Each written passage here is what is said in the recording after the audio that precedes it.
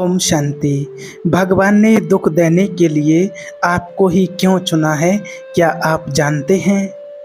बहुत से लोग आज दुखी हैं, परेशान हैं, तकलीफ में हैं और बहुत से लोग ये कहते हैं कि आखिर भगवान ने मुझे ही इस दुख के लिए क्यों चुना है। बहुत लोगों के मन में सवाल आता है और सभी यही कहते हैं कि मैंने तो किसी का बुरा नहीं किया है, मैंने तो किसी के साथ कभी गलत नहीं किया है, ना किसी को दुख दिया है, फिर आखिर भगवान मुझे इतना दुख क्यों दे रहे हैं? क्या आपके मन में भी किसी भी कंडीशन में ये प्रश्न आता है क्या? तो आप सभी के लिए वीडियो है। अगर आपके मन में भी ऐसा सवाल आता है तो इसका जवाब आपको आज मिल जाएगा। और ऐसी परिस्थिति अगर आपके साथ बनी हुई है कि आपको बहुत दुख है, दुख की फीलिंग आती है, कभी आपने किसी के साथ बुरा नहीं किया है और फिर भी आपको बहुत दुख आ रहा है, दुख कहीं ना कहीं से, चाहे संबंधियों से या किसी भी प्रकार से आपको दुख मिल रहा है, तो उस दुख से आप कैसे बाहर आएँ, वो उपाय भी आपको आज बताएंगे। तो देखिए, आपने अगर किसी को तकलीफ नहीं दी है और फिर भी आपको दुख मिल रहा है तो इसको बोलते हैं कार्मिक ट्रॉमा। कार्मिक ट्रॉमा का मतलब होता है सदमा लगना, झटका लगना। जब आप किसी बहुत भयंकर कार्मिक पीड़ा से गुजरते हैं तो कोई ऐसी तकलीफ जिसका अंत ही समझ में नहीं आता आपको कि आखिर इस तकलीफ का अंत कब होगा, और आप अपने आप से भी बहुत परेशान हो जाते हैं। जो पीड़ा है, जो दर्द मिला हुआ है, जो तकलीफ़ है, उससे भी बहुत परेशान हो जाते हैं। क्या आखिर इसका अंत कब होगा? आप दर्द पर दर्द फैन झेले जा रहे हैं और उस तकलीफ़ का अंत नहीं हो रहा है, और आप कहीं ना कहीं आपके मन में सवाल आता है कि आखिर भगवान मुझे इतना दुख क्यों दे रहे हैं। आपका मन तकलीफ़ से उभरने की बजाय, उस दुख से बाहर आने की बजाय और उसी शोक में लगा हुआ होता है। जो झटका आपको लगता है दिमाग में, उसे समझ भी नहीं पाते हैं कि आखिर ऐसा क्यों होता है।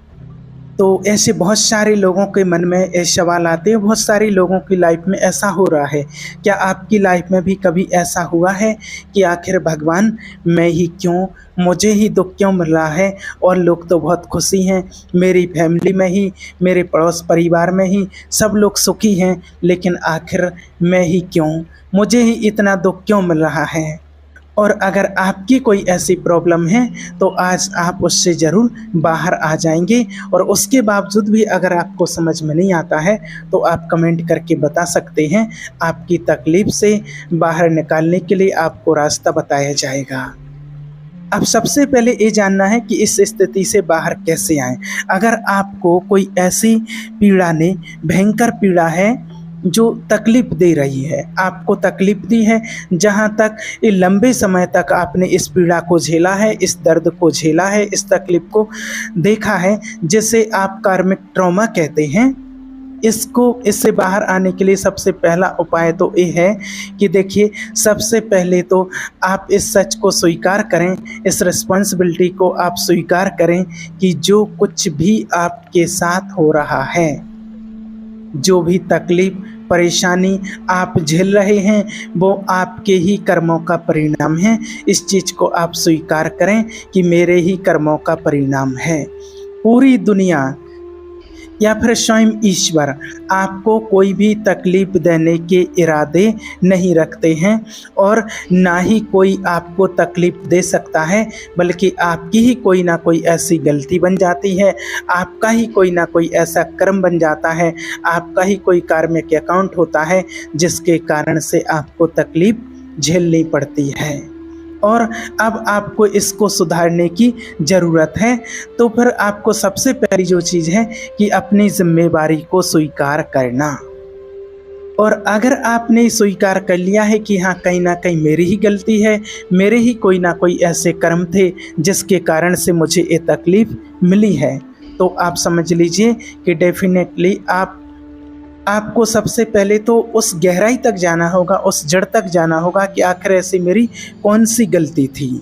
और जब आप अपने जीवन को यहाँ पर चेक करते हैं कि मैंने इस टाइम वर्तमान में इस जन्म में कोई ऐसा कर्म नहीं किया है जिसके कारण मुझे इतनी बड़ी तकलीफ मिल रही है, या जन्म से ही आप बहुत लंबे समय से इस तकलीफ को झेलते आ रहे हैं, तो ज़रूर ही फिर आपका कोई पूर्व जन्म का ऐसा कार्मिक अकाउंट, कोई ऐसा कर्म रहा हुआ है जिसके कारण से आपको अभी ये तकलीफ मिल रही है। तो जब आप स्वीकार कर लेते हैं कि किसी ना भगवान की गलती है ना किसी इंसान की, सिर्फ मेरी ही गलती के कारण मुझे ये तकलीफ मिल रही है, तो पहली स्टेप दूसरी क्या करनी है, आपने अपने कर्मों के वेश को, कारण को जाना कि मेरा ही कोई ना कोई कर्म ऐसा बना है, ऐसा कारण बना है जिसके कारण से मुझे ये तकलीफ मिलती है। और तीसरी चीज़ ये होती है कि किस परिस्थिति में मैंने ऐसा कोई कर्म किया, किस परिस्थिति में मैंने कर्म किया और जो मुझे ऐसी तकलीफ़ मिली है, मैं ये तकलीफ़ झेल रही हूँ, ये तकलीफ़ में झेल रहा हूँ, जो मुझे एक कष्ट मिल रहा है।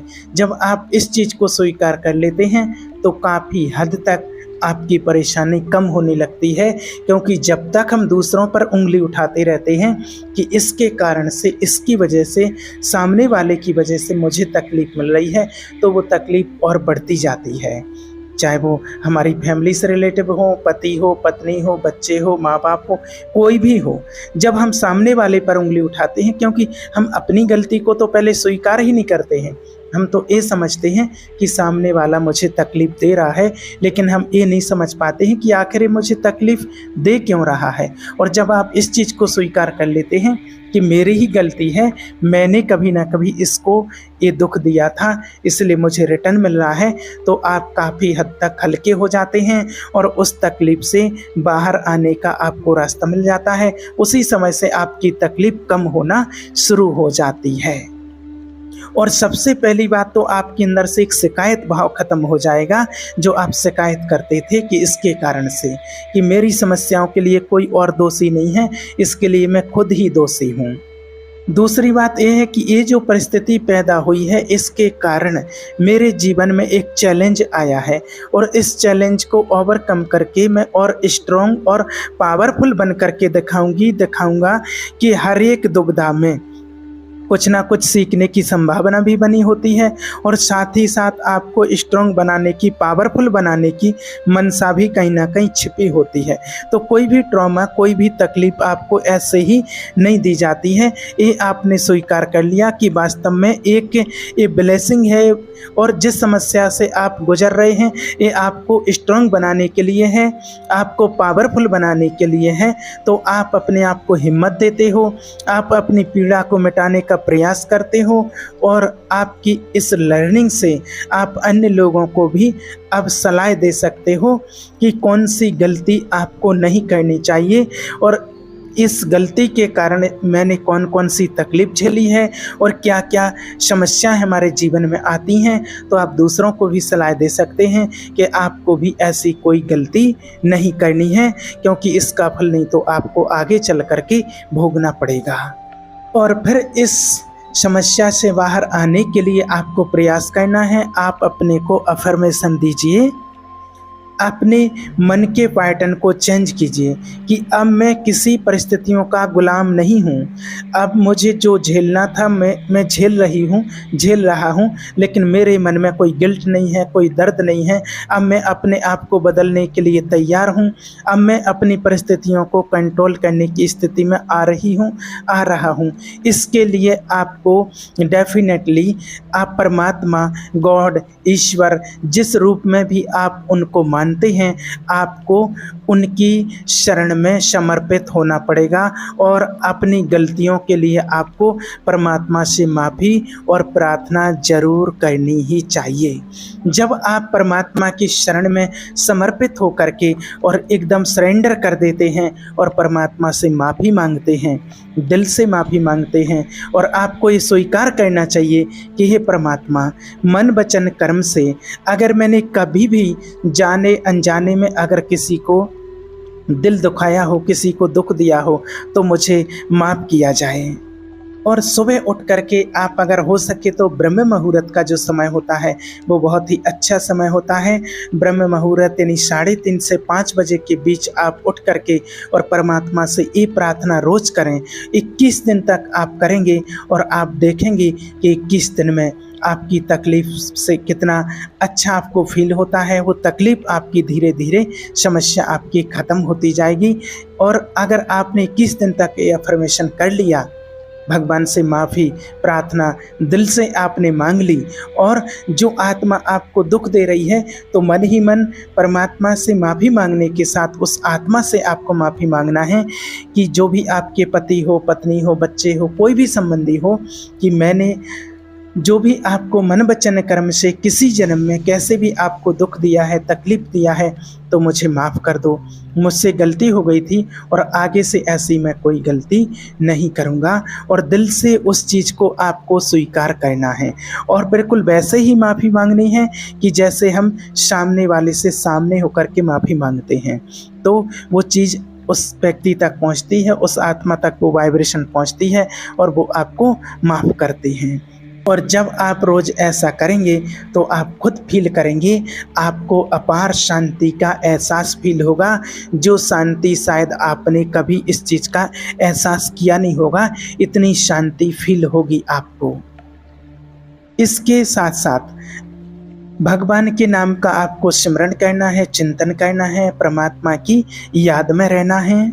और आप चाहें तो नाम जप भी कर सकते हैं इसके लिए, क्योंकि परमात्मा के ध्यान से, परमात्मा के नाम के जाप से पाप का बीज ही नष्ट हो जाता है।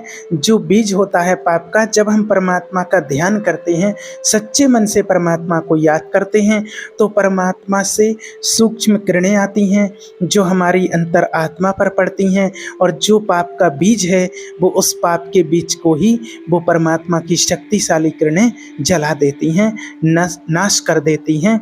और आप अपने अंदर एक नई चेतना और एक नया उमंग, उत्साह आप फील करने लगते हैं, पाप से बाहर आने लगते हैं। और इस पाप कर्म से, इस आपकी जो परेशानी है, उससे दर्द है, तकलीफ है, उससे आप बाहर निकलने लगते हैं। और साथ ही साथ आपको बहुत पुण्य कर्म, अच्छे अच्छे पुण्य कर्म करने हैं। आपको किसी को मन वचन से दुख नहीं देना है, सबके लिए शुभकामना रखनी है, ये पुण्य कर्म होता है। दूसरी चीज़, अगर हो सके तो आप दूसरों के लिए अगर दान कर सकते हैं, सक्षम हैं, भले आपके पास कमी हो लेकिन थोड़ा भी आप करें।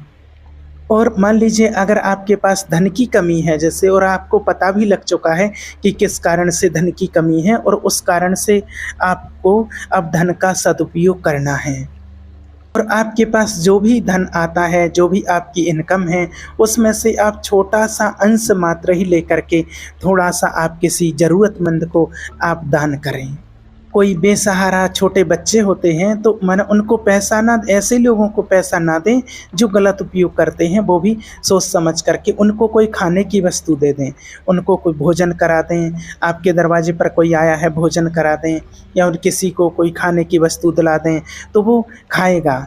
और लेकिन अगर पैसा देते हैं तो हो सकता है कई बार कोई गलत उपयोग भी कर लेता है, इसलिए आप उनको कुछ ना कुछ खाने पीने के लिए दे सकते हैं। कोई दुखी है, तकलीफ़ में है, जैसी तकलीफ़ आपने देखी है, इस प्रकार की कोई तकलीफ़ में है, तो आप उससे बात करें, उसको राय सलाह दें, उसको सही मार्ग दिखाएं, उसको उमंग उत्साह दिलाएं कि आप भी इस तकलीफ़ से बाहर आ सकते हो। ऐसा करने से आपके पाप और आपकी नेगेटिविटी नष्ट होने लगती है और आप रिकवर होने लगते हैं। और एक बात कि जो भी आपको इस घटना से सीख मिली है और उसको आप दूसरों तक पहुंचाएं, और उसमें आपको बहुत हिम्मत आएगी, सामने वाले को हिम्मत दिलाएं। जैसे आप इस घटना से, इस दुख से बाहर निकले हैं, तो सामने वाले को भी आप वही उमंग दिलाएं, हिम्मत दिलाएं। जब आप ऐसा करते हैं तो आपके अंदर एक और नया उमंग, उत्साह अंदर से आता है, और इससे बहुत अन्य लोगों को लाभ मिलेगा। बहुत लोगों को दुख से, पीड़ा से बचाया जा सकता है, क्योंकि बहुत लोग दुखी हैं और उनको रास्ता नहीं मिलता है, और कहीं ना कहीं से अगर ये रास्ता मिल जाता है आपके द्वारा तो आपके लिए बहुत दुआएं मिलती हैं, वो लोग अंदर से बहुत दुआएं देते हैं। इसलिए आपको ये प्रयास भी ज़रूर करना है और इस प्रकार से आप अपने दुख से, तकलीफ से बाहर आ सकते हैं।